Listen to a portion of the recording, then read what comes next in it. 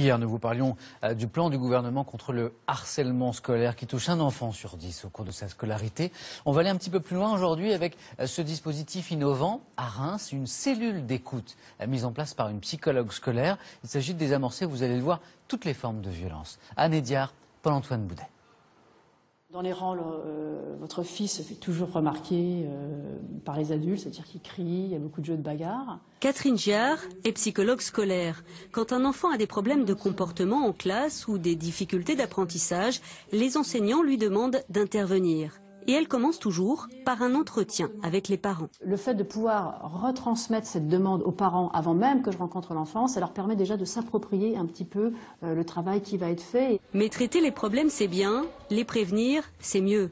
C'est pour cette raison que Catherine Giard a mis en place, il y a quelques années, une permanence d'écoute à l'école. Je viens vous parler de la permanence d'écoute. Est-ce que quelqu'un peut expliquer ce que c'est que la permanence d'écoute? Oui.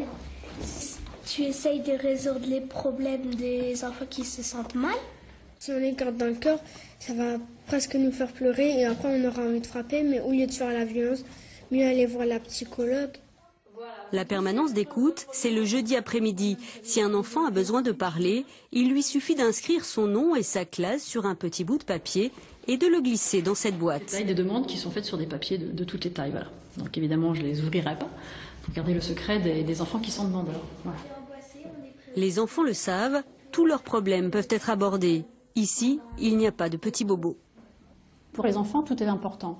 Une problématique entre enfants, c'est-à-dire des disputes, des moqueries, ça peut être extrêmement douloureux, très difficile pour un enfant. Ça peut effectivement causer des troubles importants, de l'attention, des troubles ou un sentiment de dévalorisation. Elle nous encourage et puis après on arrive à affronter nos secrets.